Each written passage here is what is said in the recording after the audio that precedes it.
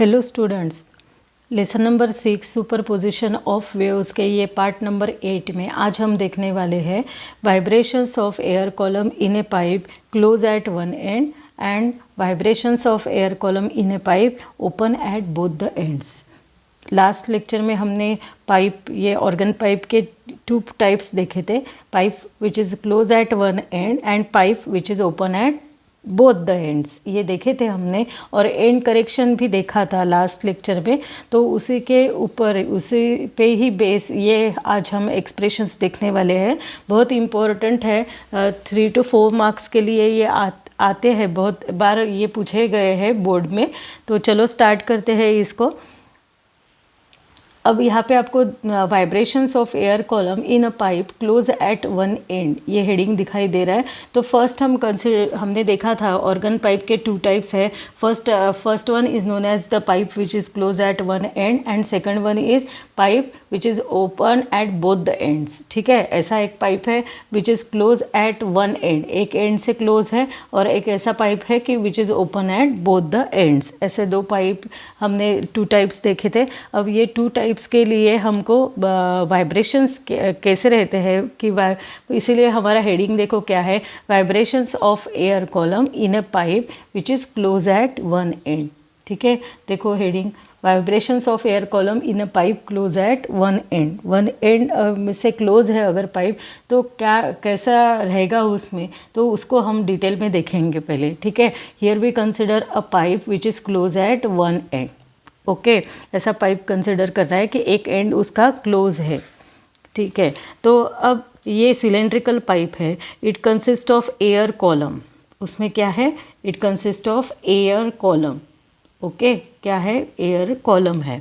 तो अगर मैंने पहले लेक्चर में बताया था कि दिस टाइप ऑफ इंस्ट्रूमेंट, ये यू शेप इंस्ट्रूमेंट रहता है, और ऐसा ये जो इंस्ट्रूमेंट रहता है it is known as tuning fork. इसको क्या बोलते हैं, ट्यूनिंग फोर्क। ठीक है, तो ये ट्यूनिंग फोर्क के ये जो 2 साइड है, they are known as prongs of tuning fork. उनको क्या बोलते हैं, प्रॉन्ग्स। और ये जो हैंडल है it is known as stem of tuning fork. इसको क्या कहा जाता है, स्टेम ऑफ ट्यूनिंग फोर्क। अब ये ट्यूनिंग फोर्क को, ये हैंडल को पकड़ के, यानी स्टेम को पकड़ के अगर हमने इसको हिट किया on the rubber pad, rubber pad पे हिट करना पड़ता है। रबर पैड पे अगर हमने जोर से हिट किया तो prongs of the tuning fork are vibrated, तो उसमें वाइब्रेशन स्टार्ट हो जाता है, प्रॉन्ग्स में वाइब्रेशन स्टार्ट हो जाता है। अगर यही वाइब्रेटेड ट्यूनिंग फोर्क अगर हमने हेल्ड किया near the mouth of this pipe which is open eight only one end and close at the another and, अगर हमने ये वाइब्रेटिंग ट्यूनिंग फोर्क अगर उसको हेल्ड किया, पकड़ लिया नियर, कहाँ पकड़ा है, near this open end, open end के पास में अगर उसको ऐसे पकड़ा है और ये वाइब्रेट हो रहा है, तो क्या होगा, तो साउंड वेव्स जो है ट्यूनिंग फोर्क से वो सेंड होंगे inside the pipe. Inside the pipe क्या सेंड होंगे, वहाँ पे sound waves are send inside the pipe by this tuning fork. Okay, ये समझ में आया। तो यहाँ पे जो वेव्स ट्रैवल होगी, they are the waves are longitudinal waves. तो here inside the pipe the longitudinal waves travelling along the pipe travel होंगी लॉन्जिट्यूडिनल वेव्स। और क्या होगा कि दे आर रिफ्लेक्टेड, देखो लॉन्जिट्यूडिनल वेव ट्रैवल होगी और वो रिफ्लेक्ट हो जाएगी एज अ ट्रांसवर्स वेव्स। ठीक है, एट अ फिक्स पॉइंट, ये फिक्स एंड से, सॉरी ये एंड बोलो, पॉइंट बोलो, फिक्स एंड से क्या कौन सी वेव रिफ्लेक्ट होगी, तो it is known as transverse wave. पहले तो ये वाइब्रेटिंग ट्यूनिंग फोर्क से कौन सी वेव निकलेगी, तो longitudinal wave which is travelling along this pipe से लॉन्जिट्यूडिनल वेव ट्रैवल करेंगी। और फिर क्या होगा, ये अगर पाइप की एक फाइनाइटी लेंथ है ना, फिक्स लेंथ है, तो वहाँ से क्या जो वेव रिफ्लेक्ट होगी it is known as transverse wave. ठीक है, तो ये जो फेज है रिफ्लेक्टेड वेव का, it depends upon the end of the pipe. ठीक है, किसके ऊपर डिपेंड है, इट डिपेंड्स अपॉन जो ये फेज है, phase of reflected wave it depends upon the, किसके ऊपर डिपेंड है, तो एंड ऑफ द पाइप के, एंड ऑफ पाइप पे डिपेंड है। ठीक है, अगर suppose if it is open और क्लोज, कैसा रहेगा, एक तो एंड ओपन रहेगा यानी ऐसा ओपन रहेगा, नहीं तो ये ऐसा क्लोज रहेगा, ओपन और क्लोज इसके ऊपर डिपेंड रहेगा। ठीक है, तो ये समझ में आया कि किसके ऊपर डिपेंड है phase of reflected wave, it depends upon the end of the pipe, किसके ऊपर डिपेंड है, and of the pipe, weather it is open और इट इज़ क्लोज। ठीक है, और किसके ऊपर डिपेंड है कि वाइड, पाइप कितना वाइड है और पाइप कितना नैरो है। ठीक है, पाइप कितना मोटा है या पाइप कितना पतला है, ऐसा भी बोल सकते हो, पाइप कितना वाइड है और पाइप कितना नैरो है, ये इसके ऊपर भी डिपेंड रहता है। ठीक है, तो ये एट द क्लोज एंड, यहाँ पे हमने क्लोज पाइप ही कंसिडर किया है, तो जो क्लोज एंड रहेगा, ये क्लोज एंड क्या रहेगा, तो यहाँ पे जो पार्टिकल्स है उनको फ्रीडम नहीं रहता है मोशन करने के लिए। तो देयरफॉर हमने देखा हुआ है कि ओपन एंड पे ऑलवेज एंटीनोड्स तैयार होते हैं और क्लोज एंड पे क्या तैयार होगा, nodes are form. Close end पे क्या तैयार होते हैं, क्लोज एंड पे नोड्स तैयार होते हैं। ठीक है, ये याद रखना है आपको। यहाँ तक समझ में आया। तो पार्टिकल्स जो थोड़े से ओपन एंड के नीचे है वो कैसे रहेंगे, ये ओपन एंड है हमारा, वो क्या रहेंगे, they are free to vibrate, वो कैसे रहेंगे, फ्री रहेंगे वाइब्रेशन करने के लिए। सो एट ओपन एंड क्या तैयार होगी, ओपन एंड को एंटीनोड तैयार होगी और पाइप जहाँ पे क्लोज है वहाँ पे ये पार्टिकल रिस्ट्रिक्ट हो जाएंगे मूव करने के लिए। तो यहाँ पे जो क्लोज एंड है वहाँ पे ऑलवेज क्या तैयार होती है, नोड तैयार होते हैं। ठीक है, तो ये समझ में आया। तो यही सब हमने यहाँ पे लिखा हुआ है, एक एक करके पढ़ते हैं। Consider a long cylindrical tube close at one end, एक वन एंड पे क्लोज है ऐसी ट्यूब हमको कंसिडर करना है। It consist of an air column with rigid boundary at one end, एक एंड पे rigid boundary at one end है।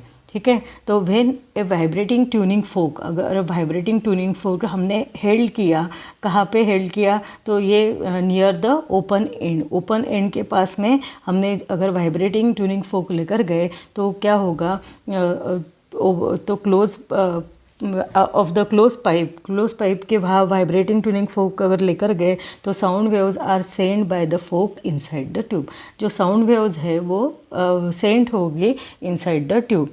तो यहाँ पे कौन सी वेव ट्रैवल होंगी, थर्ड पॉइंट में देखो, longitudinal waves travelling along a pipe, longitudinal wave travelling होंगी पाइप में से ऑफ फाइनाइट लेंथ, पाइप की लेंथ कैसी है, फाइनाइट है, फिक्स है।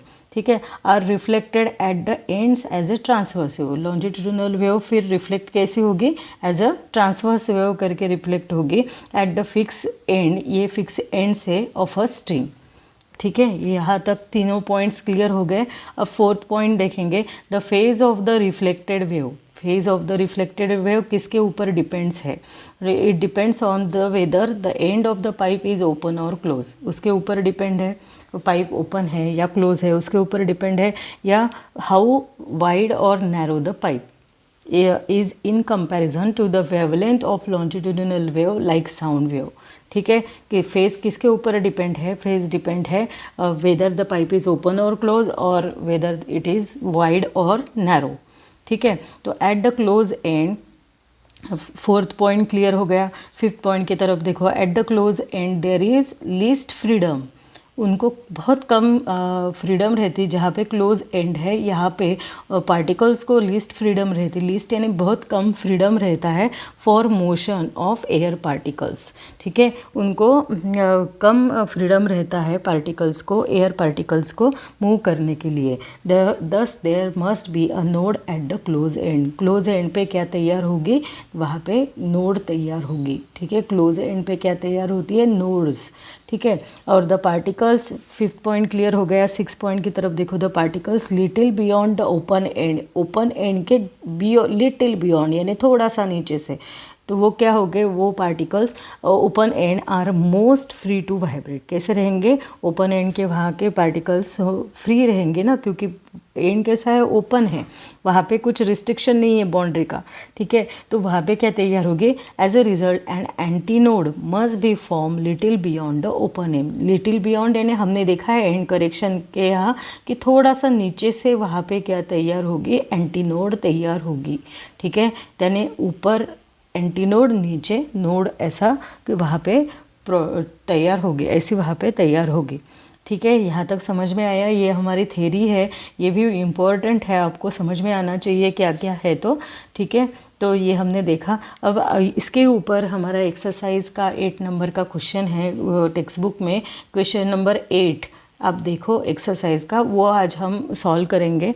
तो देखो क्वेश्चन क्या है, show that only odd harmonics are present in the vibrations of air column in a pipe close at one end. Pipe कैसा है, close at one end. Diagram की तरफ देखो, पाइप कैसा दिख रहा है आपको, एक एंड से क्लोज है और दूसरा एंड उसका ओपन है, ठीक है। तो क्या बोला है कि ऐसा शो करो कि ऑड हार्मोनिक्स ही are present in the vibrations of air column in a pipe close at one end. तो कौन से हार्मोनिक प्रेजेंट है, सिर्फ ऑड वाले हार्मोनिक्स प्रेजेंट है।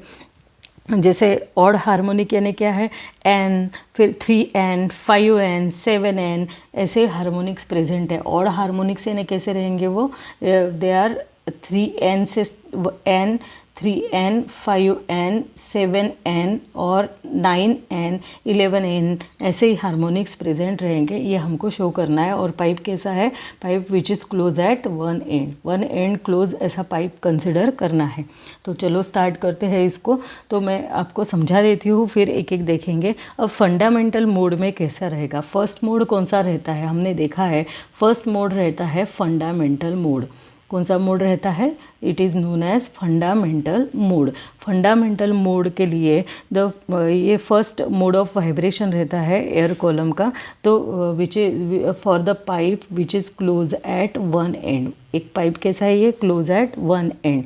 और when we held the tuning fork near the open end, open end के पास में अगर वाइब्रेटिंग ट्यूनिंग फोक लेकर गए, तो वैसे हमने अभी देखा कि जो लॉन्जिट्यूडिनल वेव्स है वो ट्रैवल अलोंग द पाइप, ये हमने देखा हुआ है। तो उसका फर्स्ट मोड ऑफ वाइब्रेशन कैसा है देखेंगे।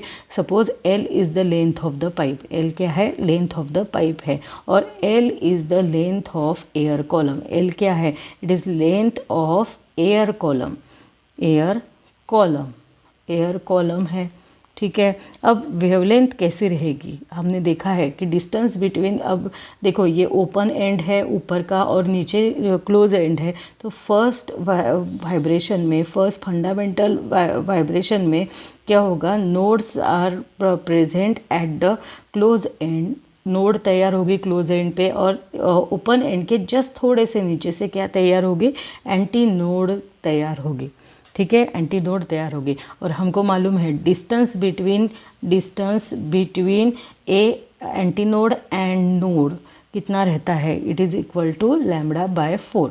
तो L की वैल्यू क्या होगी, therefore this L having the value, L की वैल्यू कितनी होगी, इट इज़ λ/4। तो L की वैल्यू क्या है, इसीलिए λ/4 है, ठीक है। तो लेंथ ऑफ एयर कॉलम ये क्या है, L क्या है, it is known as length of air column, length of air column है, ठीक है। यहाँ तक आपको समझ में आया। उसके ऊपर से लैम्बडा की वैल्यू निकालते हैं, it is equal to 4L। Lambda की वैल्यू क्या है, 4L। अब लैम्बडा क्या है, lambda is known as wavelength, lambda को क्या बोलेंगे, it is known as wavelength of fundamental mode of vibration. Fundamental में शॉर्टकट लिखती हूँ, mode of vibrations of air column, ठीक है, वाइब्रेशंस ऑफ एयर कॉलम ये है, ठीक है। यहाँ तक समझ में आया आपको। अब अगर n फंडामेंटल फ्रीक्वेंसी है हमारी, n क्या है, suppose n is known as fundamental frequency, shortcut लिख रही हूँ, फंडामेंटल फ्रीक्वेंसी है हमारी n, ठीक है। तो हमको मालूम है what is the relation between speed, frequency and wavelength, it is v is equal to n lambda, ठीक है। ये है हमारे फ्रीक्वेंसी क्या आएगी, n is equal to v/λ आएगी, ठीक है। तो अब ये लैम्बडा की वैल्यू सब्सटीट्यूट करते हैं, हमने निकाली है लैम्बडा की value, lambda is equal to 4L है, तो सब्सटीट्यूट करो n is equal to V upon 4L। Okay अब L की वैल्यू देखो, पाइप ओपन एक एंड से है, क्लोज एक एंड से है, हमने L की वैल्यू देखी है। अगर pipe close at one end है तो L की वैल्यू क्या रहती है, it is L is equal to L plus E, ये करेक्टेड वैल्यू रहती है, हमको मालूम है ये। तो बस इसको सब्सटीट्यूट करना है, n is equal to V upon 4L plus E। ये क्या है, एंड करेक्शन हमने ऐड किया है, ठीक है। तो ये है फंडामेंटल फ्रीक्वेंसी, और ये फंडामेंटल फ्रीक्वेंसी का दूसरा नाम क्या है, हमने देखा है लास्ट लेक्चर में, it is also known as first harmony, ठीक है। इसको क्या बोलेंगे हम, फंडामेंटल फ्रीक्वेंसी और फर्स्ट हार्मोनी, और it is also known as lowest frequency of vibration of air column in a pipe close at one end. Lowest frequency भी बोल सकते हो, it is known as fundamental frequency, minimum frequency, और it is also known as first harmonic, और it is also known as lowest frequency, ठीक है। ये first step है हमारे एक्सप्रेशन की। ये डायग्राम जो रहती है ना, तो उसको हाफ मार्क रहता है एग्जाम में। ये आपको ये एक्सप्रेशन में 3 डायग्राम दिखाई देगी, हाफ मार्क की 3 डायग्राम रहती है। ये जो हमने लैम्बडा का इक्वेशन, एन का इक्वेशन निकाला है, एन का इक्वेशन को भी हाफ मार्क रहता है। ऐसे 3 इक्वेशंस हमको निकालने पड़ते हैं, हाफ मार्क के 3, यानी वो 1.5 यानी 3 मार्क्स का ये, और पूरे एक्सप्लेनेशन का 1 मार्क यानी 4 मार्क का ये क्वेश्चन रहता है, ठीक है। तो बहुत अच्छे से ये सब डायग्राम निकालने हैं आपको, और सभी ये स्टेप्स भी लिखने हैं, ओके। तो जो बोला मैंने वो आपको अभी मैं पढ़ के बताती हूँ। The first mode of vibration of air column close at one end is known as fundamental mode. पहले मोड को क्या बोलेंगे, फंडामेंटल मोड बोलेंगे, ठीक है। ये हमने देखा फर्स्ट मोड पे डायग्राम देखिए कैसी है। Anti node is created, anti node कहाँ पे क्रिएट हो गई है, ओपन एंड पे, और नोड कहाँ पे है, क्लोज एंड पे है, ठीक है। ये हो गया। अब नेक्स्ट इसमें देखते हैं कि लेंथ ऑफ एयर कॉलम कितनी है। लेंथ ऑफ एयर कॉलम, अब हमने ये डायग्राम ऐसे यहाँ पे निकालती हूँ, लेंथ ऑफ एयर कॉलम कैसी है, ये है हमारे डायग्राम। तो length of L is equal to कितनी है, लैम्बडा बाय 4। लैम्बडा बाय 4 क्यों है, बिकॉज ऊपर एंटी नोड और नीचे नोड है। Distance between antinode and node कितना रहता है, हमने देखा हुआ है, it is lambda by 4। So length of air column is lambda by 4। Lambda is equal to कितना है, आएगा फिर 4L, ठीक है। Where lambda is the wavelength of fundamental mode of vibration in the air column, और n क्या है, if n is the fundamental frequency then v is equal to क्या आएगा, n lambda.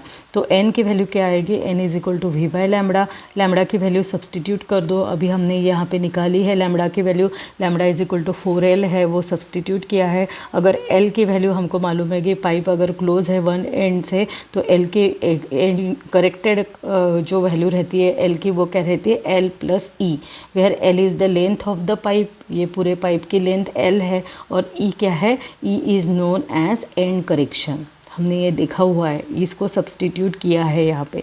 The fundamental frequency is also known as first harmonic. Fundamental frequency को क्या कहते हैं, first harmonic, और it is the lowest frequency of vibration in air column in a pipe close at one end, ठीक है। ये अभी हमारी सिर्फ ये एक्सप्रेशन की फर्स्ट स्टेप हुई है, समझ में आई। फिर फर्स्ट स्टेप मैं ये सब इरेज कर देती हूँ, यानी आपको अच्छे से समझ में आएगा सब, ओके। ये भी इरेज कर देती हूँ, ठीक है। ऐसे ही लिखना है हमको पूरा आंसर, आप इसका स्क्रीनशॉट लेके अच्छे से आपके बुक में इसको उतारना, ठीक है। तो उसके बाद में देखेंगे सेकंड स्टेप, सेकंड मोड क्या है वाइब्रेशन का, तो उसको देखेंगे। सेकंड मैं हेडिंग डालती हूँ, सेकंड क्या है, फॉर सेकंड मोड,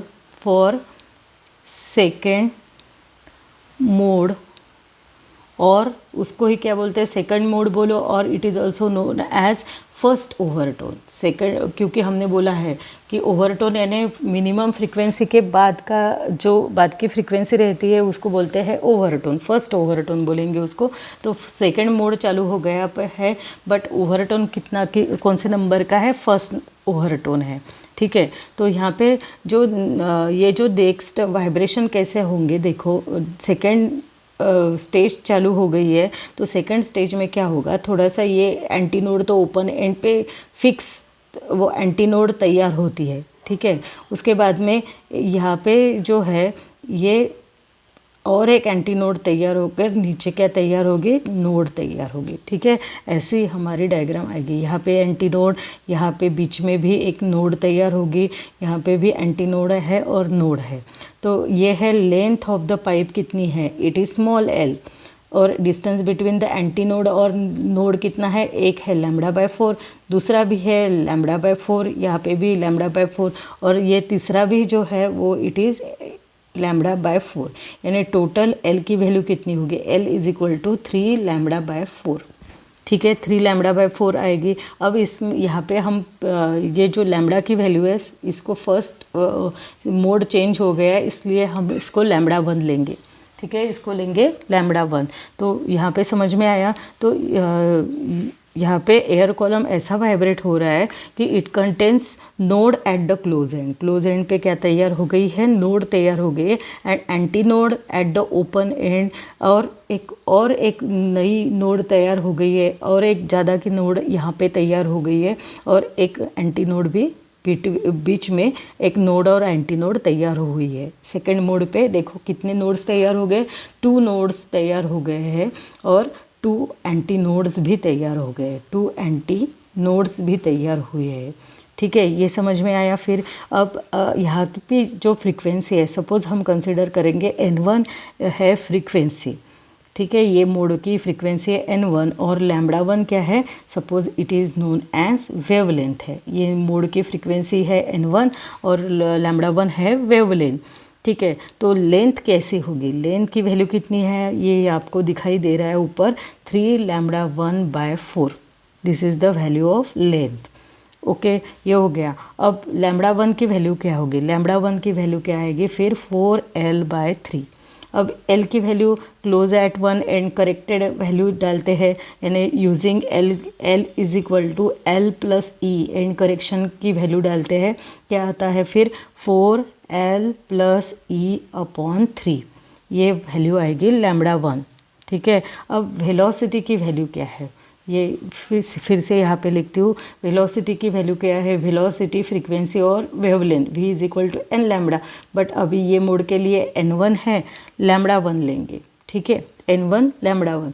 तो n1 की वैल्यू क्या आएगी, n1 = v/λ1 आएगा, ठीक है। तो यहाँ पे v/λ1, अब λ1 की वैल्यू सब्सटीट्यूट कर दो। अब सब्सटीट्यूट करने के बाद में क्या आएगा, 3v/4 × L+E, ये वैल्यू आएगी n1 की, ठीक है। दैट इज़, अब हम माइन्यूटली उसको देखें तो ये कैसा है, 3 ऐसा मिला है, और जो हमारी फर्स्ट वैल्यू थी, फर्स्ट वैल्यू अगर हम देखेंगे तो फर्स्ट वैल्यू कितनी आई थी, मेरे साथ लिख रहे हैं ना आप, फर्स्ट n की वैल्यू कितनी थी, n = v/4 × L+E थी, यानी ये हो गया n1 = 3n हो गया, ठीक है, 3n हो गया। तो ये क्या है, 3 दिख रहा है आपको वहाँ पे, यानी हार्मोनिक अगर बोलेंगे तो हम बोल सकते हैं this is the third harmonic है ये, but it is the first overtone, क्योंकि n1 है, पहली फ्रीक्वेंसी है, तो इट इज़ फर्स्ट ओवरटोन है, ठीक है। समझ में आया। देखो ये 3n कैसे आया, अब आपको यहाँ पे मैं बताती हूँ। देखो ये है हमारी second step, the next mode of vibration of air column close at one and is shown in the figure. आपको दिखाई दे रहा है कैसा है, एंटी नोड, बीच में फिर से नोड तैयार हो गया, एंटी नोड, और नीचे नोड तैयार हो गया, ठीक है। तो यानी ये डिस्टेंस, ये दोनों का डिस्टेंस λ/4, ये दोनों का डिस्टेंस भी λ/4, और ये दोनों का डिस्टेंस भी λ/4, यानी टोटल 3 है, दैट इज़ 3 λ/4, ये हमारी L की वैल्यू आ गई, ठीक है। ये तो समझ में आया आपको। नेक्स्ट देखो हियर, यहाँ पे आपको दिखाई दे रहा है कि लैम्बडा की वैल्यू हमने ये यहाँ पे लिखी है 3 λ1/4 हम कंसिडर करेंगे, क्योंकि n1 इज़ द फ्रीक्वेंसी और λ1 इज़ द वेवलेंथ कंसिडर कर रहे हैं। तो λ1 की वैल्यू कितनी आ गई, λ1 की वैल्यू होगी 4l/3, और एंड करेक्शन को ऐड करते हैं, L = L+E, ये जो है उसको ऐड करते हैं, तो वी गेट 4 × L+E। अब again velocity v = n1 lambda है, तो n1 1k वैल्यू क्या आएगी, v upon lambda 1, 3v upon 4l, it is equal to 3v upon 4l plus E. अब इसमें से अगर हमने 3 into bracket v upon 4 into L plus E ऐसा सेपरेट कर दिया, तो अब देखो ये ब्रैकेट क्या है, ये यहाँ पे देखो फर्स्ट मोड में देखो हमको n मिला है, n की वैल्यू क्या है, v upon 4 into L plus E. तो वही n यहाँ पे ये हमको ये ब्रैकेट मिली है, यानी ये क्या है, ये ब्रैकेट मिली है। तो ये ब्रैकेट क्या है, इट इज़ 3 इंटू एन है। ठीक है, तो that is we get n1 is equal to 3 into n. अब 3n मिला है, 3 यानी क्या है, इट इज़ थर्ड हार्मोनिक, और n1 है यानी पहली फ्रीक्वेंसी है, तो इट इज़ फर्स्ट ओवरटोन। तो हार्मोनिक और ओवरटोन का कंसेप्ट अब आपका क्लियर हुआ होगा। मैंने जैसे प्रीवियस लेक्चर में आपको बताया था कि एक्सप्रेशन में आपका क्लियर हो जाएगा, तो आपको समझ में आया होगा कि कैसा अब थर्ड हार्मोनिक आया है और फर्स्ट ओवरटोन। ठीक है, समझ में आया ये। तो इसको मैं सब निकाल लेती हूँ। तो अब हम देखेंगे जो थर्ड मोड ऑफ वाइब्रेशन देखेंगे उसका। ठीक है, यहाँ पे आपको हेडिंग दिखाई दे रही है, फॉर थर्ड मोड और सेकंड ओवरटोन। थर्ड मोड अब मैं यहाँ पे समझा देती हूँ आपको फटाफट, क्योंकि अभी आपको समझ में आया है। तो थर्ड मोड और सेकंड ओवरटोन कैसा है, देखो थर्ड मोड में आपको डायग्राम दिखाई दे रही है कैसा है। ऊपर एंड पे एंटी नोड क्रिएट हो गई है, बाद में नोड है, फिर से एंटी नोड, फिर से नोड और फिर से एंटी नोड और लास्ट में नोड है। तो distance between and node it is ये है लैम्बडा बाय 4, ये भी है लैम्बडा बाय 4। ठीक है, ये अगेन ये लैम्बडा बाय 4, ये है लैम्बडा बाय 4 और लास्ट ये भी है लैम्बडा बाय 4। कितनी बार मिला है लैम्बडा बाय 4, 5 टाइम्स मिला है। तो L इज इक्वल टू क्या आएगा, 5 लैम्बडा बाय 4, ये ऐसा आएगा। अब ये मोड के लिए हम लैम्बडा नहीं बोलेंगे, हियर वेवलेंथ इज लैम्बडा 2 बोलेंगे। तो वी गेट 5 लैम्बडा 2 बाय 4। ठीक है, यहाँ तक क्लियर हो गया। अब नेक्स्ट इसमें देखते हैं कि यहाँ पे अगर हम सेम एयर कॉलम को अगर कंसिडर कर रहे हैं तो कैसा मिला है हमको। देखो डायग्राम की तरफ, एंटी नोड तैयार हो गई एंड पे, ओपन एंड पे नोड तैयार हुई है, क्लोज एंड पे नोड तैयार मिली है हमको। ठीक है, और बीच में दो नोड और 2 एंटी नोड मिली है, यानी टोटल हमारे पास में यहाँ पे 3 एंटी नोड्स तैयार होती है। कितनी एंटी नोड है, देखो 1 2 और 3 एंटी नोड तैयार होती है। 3 एंटी नोड, ये मोड ऑफ वाइब्रेशन में 3 एंटी नोड और 3 नोड्स तैयार होते हैं। ठीक है, ये समझ में आया, 3 एंटी नोड और 3 नोड्स तैयार हुए हैं यहाँ पे। तो यहाँ पे देखो L की वैल्यू हमने निकाली 5 लैम्बडा बाय 2 बाय 4। तो यहाँ पे फ्रीक्वेंसी को N2 लेना है और लैम्बडा 2 वेवलेंथ लेनी है। ठीक है, तो लैम्बडा 2 की वैल्यू क्या आएगी, लैम्बडा 2 की वैल्यू आएगी 4L बाय 5, ये इक्वेशन से।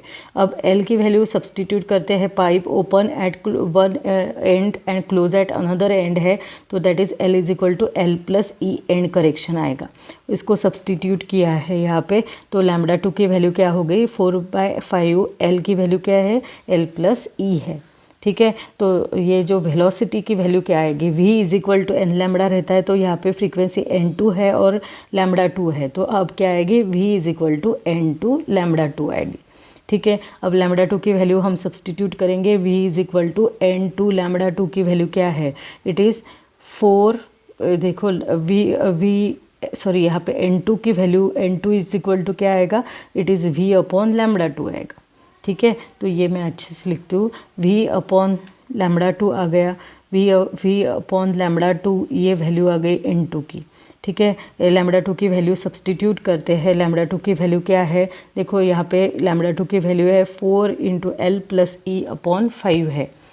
ठीक है, उसको सब्सटीट्यूट करते हैं तो वी गेट, अब यहाँ पे थोड़ी सी L है ना, तो L की वैल्यू L प्लस ही सब्सटीट्यूट की है, और फिर N2 की वैल्यू क्या मिलती है देखो, यानी आपको N2 इज इक्वल टू क्या मिलेगा 5 into bracket V upon 4 into L plus ई।